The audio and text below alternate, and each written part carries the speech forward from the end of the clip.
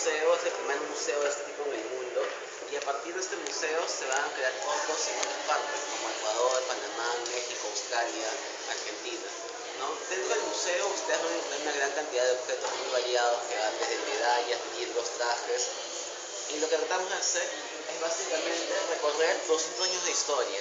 Desde las primeras elecciones que hubieron acá en el Perú en 1812 hasta información que ustedes van a poder ver en los videos de la revocatoria del 2014. Bueno, hacia 1812, como les comentaba, se van a dar las primeras elecciones para elegir alcaldes en el Perú. Antes de esta fecha, la alcaldía se solía comprar. Si uno pertenecía a una familia importante, a una persona muy adinerada, se acercaba al cabildo, pagaba y se convertía en el alcalde de la ciudad. A partir de esta fecha, y gracias a la presencia de Vicente Morales Juárez, que fue un peruano que presidió la Corte de Cádiz en España durante 2 años, es que la democracia va a llegar a América. Ahora, la democracia que llega en esos años del Perú es distinta a la que conocemos hoy en día. Primero que nada, estuvo dirigida solamente a hombres mayores de 25 años que supiesen leer y escribir y que pagasen impuestos. Esas eran las condiciones para votar. Y en 1812, las personas que cumplían con estas condiciones equivalían al 4% de la población. Entonces tenemos que ir en elecciones bastante reducidas en número de votantes, ¿verdad? Sin embargo, ya era un primer paso hacia una vía democrática plena. Ahora, si se dan cuenta, aquí aparece la imagen de la iglesia de la Merced. Antiguamente las elecciones se hacían en la calle, ¿no? Principalmente en los atrios de las iglesias, y la iglesia de la Merced fue uno de los centros de votación más importantes que hubieron desde la época de la colonia y en los primeros años de la República. La presencia de la iglesia va a ser muy importante, no solo porque en estos años no van a haber registros electorales y se van a usar más bien los registros parroquiales, sino también porque los sacerdotes van a ser figuras importantes dentro de las medidas electorales. Miren esta foto, por ejemplo.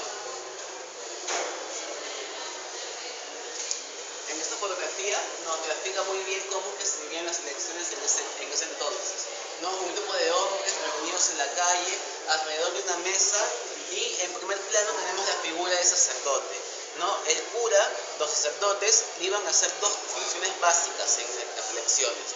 Primero que nada, iban a discernir entre quienes podían y quienes no podían votar según los requisitos que se estipulaban. Pero además, ellos iban a dar fe de los votos que se emitían, ¿no? Eran una especie de presidentes de mesa, cumplían varias funciones al mismo tiempo.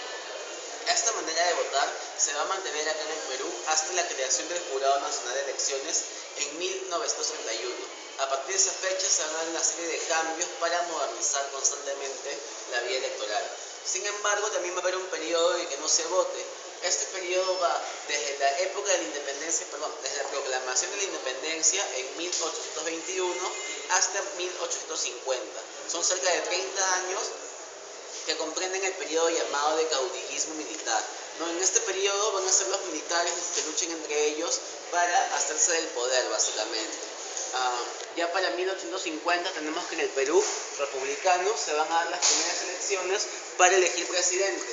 En este caso van a competir los civiles representados por Domingo Elías contra los militares representados por el general Echenique, ¿no? En estas primeras elecciones van a ganar los militares y en realidad no hay un gobierno de origen civil en el Perú hasta 1872. En ese año Manuel Pardo ingresa a la presidencia, ¿no? Un año antes Pardo había fundado el Partido Civil. Esto en respuesta justamente a todos los mandatos militares que se habían sucedido en el país. Él congrega un grupo de profesionales alrededor suyo y algo interesante es que dentro de esos grupos de profesionales va a estar Miguel Grau. Todos conocemos a Grau como el héroe de guerra, el marino, pero poco sabemos de las funciones de Grau como diputado o como político.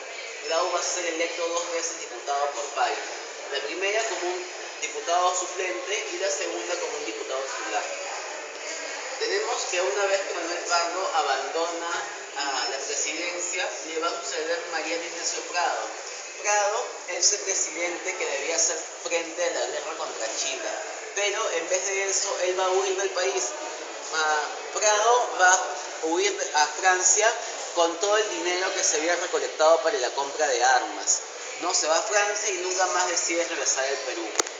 Ahora, algo anecdótico o algo que tenemos que pensar es que a pesar de que él huye del país en estado de guerra y se va con todo el dinero, su hijo vuelve al país y su hijo fue electo presidente 2 veces, ¿no?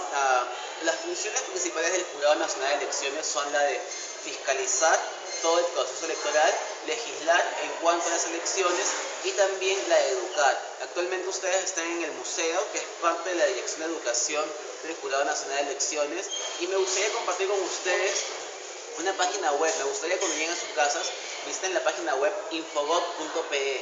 En esta página web van a encontrar toda la información de los candidatos que se presenten este año para las elecciones. En octubre hay elecciones. Lo bueno también sería que lo compartan con sus familiares que no manejan el internet, como sus padres o sus abuelos tal vez, para que conozcan, que han estudiado los candidatos, puedan hacer unas propuestas para su gestión, si tienen juicios pendientes, por ejemplo, y con toda esa información puedan emplear de una mejor manera su voto, ¿no? Dentro del museo, como les contaba, hay una gran cantidad de objetos que presentamos. Tenemos una colección muy interesante de caricatura política. Esta colección va desde 1850 hasta 1930. No, estas imágenes son de 1850, por ejemplo. Y aquí podemos ver la imagen que tienen los peruanos de ese tiempo de los políticos, ¿no? Este de acá es el político cuando postula el poder. Acá vemos el político cuando ingresa a la función pública y este de acá es el político cuando sale de su función. Ustedes miren esta imagen y díganme si es que esta situación se mantiene o la situación ha cambiado hoy en el país.